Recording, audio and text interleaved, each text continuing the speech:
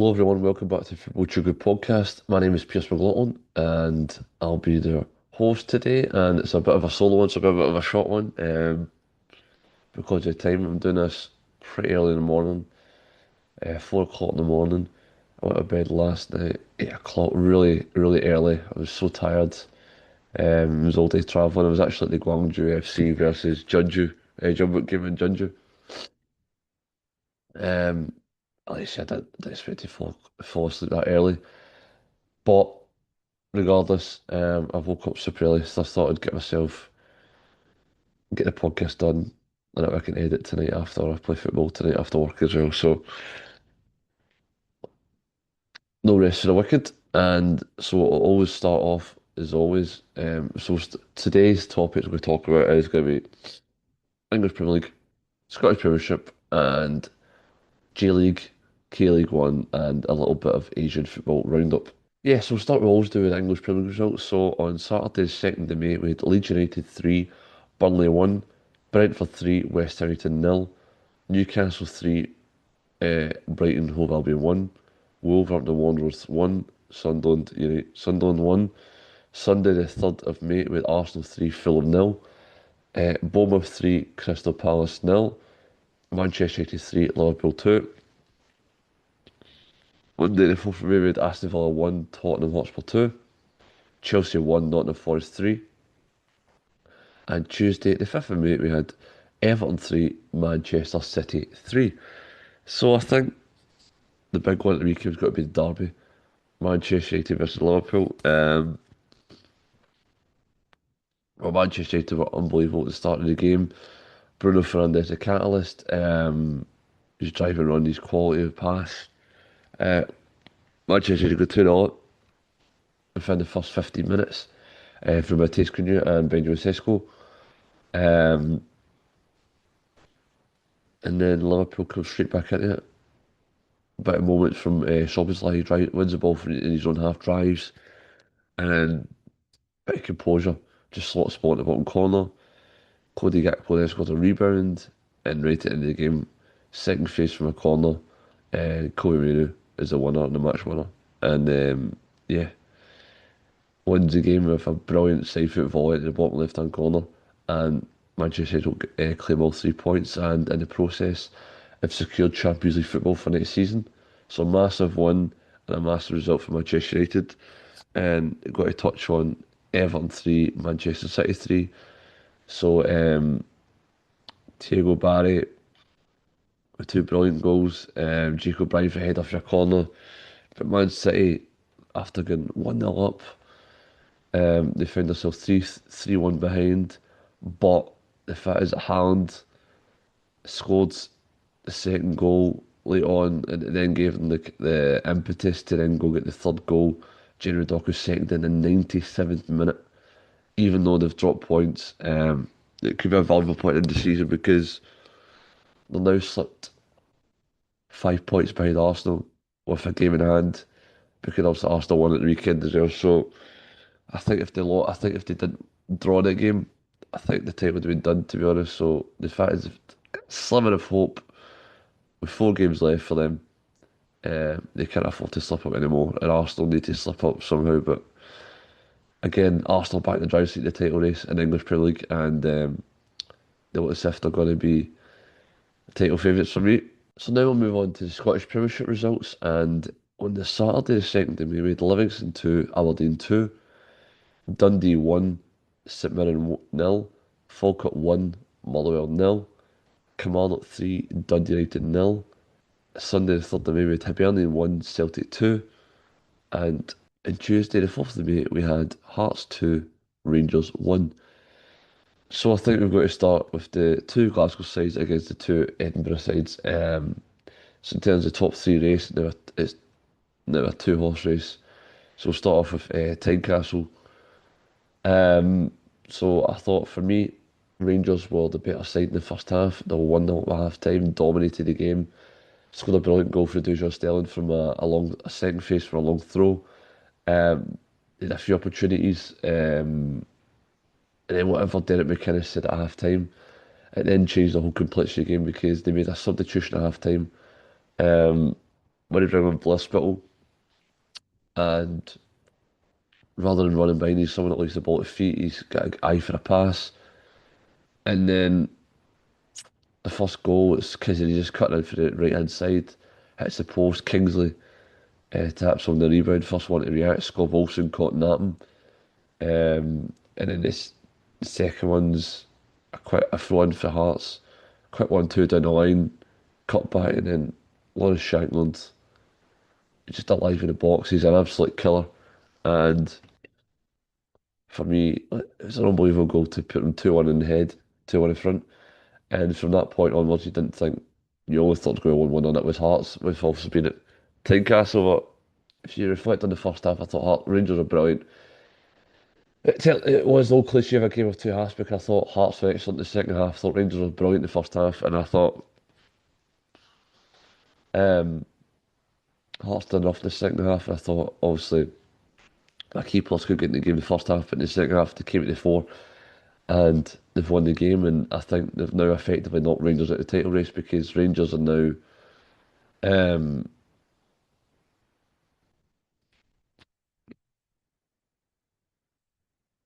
yeah, I think they've knocked Rangers out of the title race now because I think Rangers are now 7 points behind with only 3 games left, and then did an absolute miracle to win the league because you need Hearts and Celtic to both drop points. And I don't see that happening. So I think Rangers' title race is over, and the race for Champions League football is still on for them if they can finish second. But again,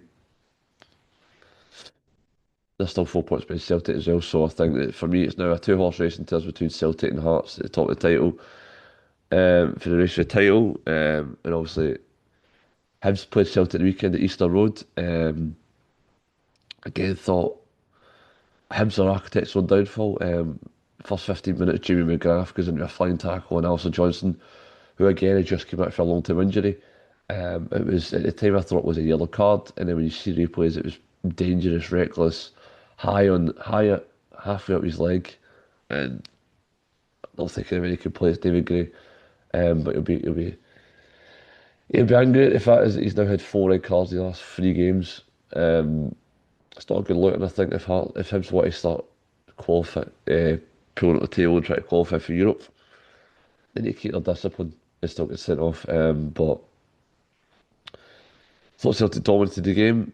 Dyson Maeda was in particular brilliant. Scored a brilliant first goal. Alison Johnson 1-2. Benjamin Negron fires it across, similar to the goals that you see under Ange Postecoglou when he's in charge. And then Hibs got a goal out of nowhere in terms of a set piece. And the controversy was it was a handball for Joe Neal. It kind of bounces his arm and he hits it in. And the letter law should have been ruled out, but for some reason VAR decided to award the goal. But it didn't really affect the game, but it could have. In the second half, Celtic obviously with a man advantage for the majority of the game. Didn't really create too much chances for the second half, but then Ian Mitchell comes on, a natural goal scorer. From a corner, chest it goes up there for like eternity. And then his composure just slots it in and he wins the game, and it's another winner for him. And another narrow Celtic win, but another win that keeps them in the hunt for the title with 3 games left. And obviously, the big one next between Celtic and Rangers. At Celtic Park next week. This weekend coming, sorry. And I can only see one winner there, and I think it's going to be Celtic. And if Celtic have any plans to win the title, they need to win it. And they need to win well. Because I think if Rangers then have all the motivation of trying to make sure that Hearts can win the league. Because I think if Rangers can beat Celtic at Parkhead, then I think effectively Hearts have won the league. Not mathematically, but with the superior goal difference as well. I think that comes into play as well. And if it goes to 6 points, then I don't think Hearts will be caught in the last 2 games. But Celtic need to win this game. If they have any chance of winning the title again. You just never know, but it's one of the most it's one of the most exciting races in terms of title race I've ever seen in my lifetime anyway. And obviously horrible record for Rangers. So it's the first time since 2018 under Graham Murray that they've lost two league games in a row. So they'll be wanting to end that run of results. Well, also Celtic want to maintain keep putting pressure on Hearts in terms of the league title. But yeah, massive one the weekend, Old Firm derby, and I'm looking forward to it. I think it'll be an absolute tremendous game. Rangers want to stop Celtic's title hopes, and Celtic want to effectively knock Rangers completely out of the title race and secure a top two place, and hopefully push on and give Hearts pressure in terms of the title and hope that they slip up at the weekend. But you just never know. I think there's more twists and turns to go, but we're now down to the last three games of the league season, and for me, so exciting. So now we'll move on to some K-League One action. Yes, so now we move on to some K-League One action. On Saturday, second we had FC Seoul 2, Gimchuk Sangwoo 3, Ulsan HDFC 0, Pohang Steelers 1, Incheon United 0, Gangwon FC 1, Jeju SK 0, Jeonbuk Hyundai Motors FC 2, FC Anyang 0, Bucheon FC 1995 1, Gwangju FC 0, Daejeon Hana Citizen 5, and then Tuesday, the 4th of May, I was actually at the game. So Jeonbuk 4, Gwangju FC 0, Bucheon FC 1985 0, Jeju SK 1, Daejeon Hana Citizen 0, Incheon United 0, Gangwon FC 1, Pohang Steelers 1, Gimchuk Sangwoo 1, Ulsan HDFC 2, FC Seoul 0, FC Anyang 0. So let's leave the table looking like this. At the top of the table, FC Seoul, 5 points clear of Jeonbuk on 26 points after 12 matches played. That's the early pace setters for me. And then Jeonbuk second, 21 points. And then top three is Ulsan HDFC on 20 points. So the three biggest sides are up there competing for the title, and it seems that they three will be one of them will be the winners in the season. I think they've all three have started the season pretty strongly, and it remains to be seen if anyone else can put in a real title race. At the bottom of the table, we've got Gwangju FC, my hometown team here, bottom with 6 points, cut adrift quite convincingly. Minus 25 goal difference, 6 points.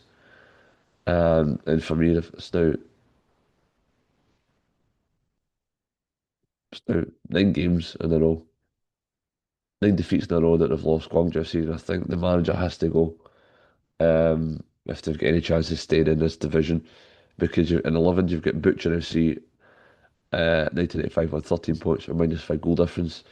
And the final relegation playoff place, you got Gimchuk Sangwoo, also 13 points, or minus 2 goal difference. So Gwangju, 7 points adrift, a well worse goal difference. So if they want to have any aspirations of staying in the K-League One this season, they need to make a change of manager very quickly, because they're conceding far too goals and they're not scoring any.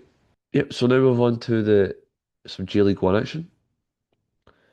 So on Saturday the 2nd of May, we had Fajina Okayama FC 1, Sanfrecce Hiroshima 0, FC Tokyo 2, Kawasaki Frontale 0, Kyoto Sanga FC 1, Shimizu's Pulse 2, Yokohama Marinos 1, Mito Hollyhock 1, with Mito Holly winning 3-1 in penalties, Gamba Osaka 5, Vissel Kobe 0, Ura Diamonds 2, Jeff United Chiba 0. Sunday, the 3rd of May, we had Tokyo Verde 1, Kashieri Seoul 0, Suzu Osaka 1, Avisa Fukuoka 1, Cash Rattlers 1, Machida Zelvia 1, with Suzu Osaka winning 4-3 in penalties, and Machida Zelvia losing to Cash Rattlers 4-2 on penalties, and Vivan and Nagasaki 1, no goal Grampus 2. So it's leaving the East Division looking like this. So top of the table, Cash Rattlers on 34 points. Second, FC Tokyo on 32 points. And then third and fourth place, we've got Machida Zelvia on 25 points, and Tokyo Verde in fourth place, just outside the top three places, on 24 points. So it's still tight at the top of the table. And at the bottom of the table, Jeff United Chiba, 9 points, a little bit cut adrift at the moment, rock bottom.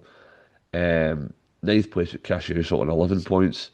And then in the final relegation playoff place, we get Yukar Mariners on 16 points. And just to say the relegation playoff place, we get Mita Hollyhock and Ura Diamonds both on 18 points, but both sides have set by 7 goals. And in the West Division, with Vissel Kobe top of the table, 26 points, a humiliating defeat the weekend, but it allows Nogo Grampus and Gambo Saka to close in on them, and it's now 26 points for Vissel Kobe. Nogo Grampus second on 25 points with a +6 goal difference. In third place with Gambo Saka with 20, also 25 points with a +5 goal difference, separate by just the 1 goal, and all three sides separate by just the 1 point. So it's showing it's tight at the top of the table. And at the bottom of the table, Vivar and Nagasaki have 16 points. Ninth place, Viva Fukuoka on 18 points.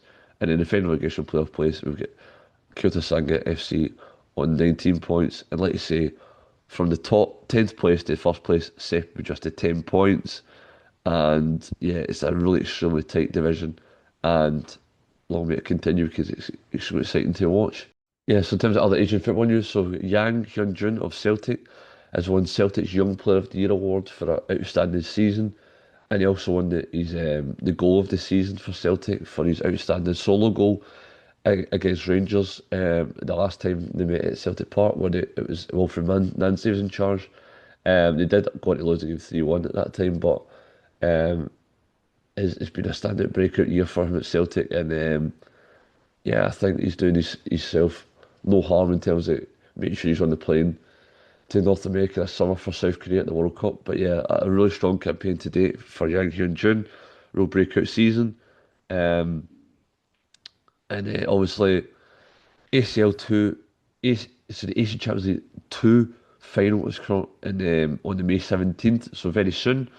And it'll be Al Nassr versus Gamba Osaka. So Al Nassr, obviously, we've got Joe Felix, Cristiano Ronaldo, Sadio Mane, to name a few players. Gamba Osaka at the top of the table in terms of in the J League competing. But the difference between in terms of value of the squad is remarkable. So Al Nassr's got a market value of 135.4 million euros, and Gamba Osaka's only got a squad worth 15.43 million euros. So it remains to be seen who will come out victorious in the Asian Champions League 2 final on May 17th. So get the popcorn ready. It's going to be an exciting match, and hope that the Japanese side can compete and win, because obviously Machidas Elvia recently lost to Al Ali in the Asian Champions League Elite final. So the Japanese side are doing really well in the Asian competitions. So it remains to be seen if if Gamba Osaka can go over the line. But it's a tall ask, but we're excited to watch it, and I look forward to giving you the result of it in due course. Exciting news for Borussia Dortmund and Japanese fans. So Borussia Dortmund will come to Japan this summer, where they will play 2 matches. So first they'll play at Steiji Osaka in the Yanmar Hanasaka Stadium, and that's set for a 7 p.m. Japan Southern Time kickoff on July 29th. And they'll also play FC Tokyo on August the 1st, also a 7 p.m. Japan Southern Time, and that'll be at the Tokyo National Stadium. Yes, exciting times there. Borussia Dortmund, it's the first time they'll be in Japan since 2024. When they were in Osaka, they've had tours in Tokyo in 2017 and 2015. So Borussia Dortmund come back to Japan once again, and yeah, another time for German fans to come and experience the beautiful country that is Japan, and Japan to see some of Borussia Dortmund stars up close and personal. So yeah, exciting times there. Borussia Dortmund coming to Japan this summer, Osaka and Tokyo. And that is all your latest Asian football news. And that's been all for me, Pearse McLaughlin. It's a sole effort today. Hopefully you enjoyed the content.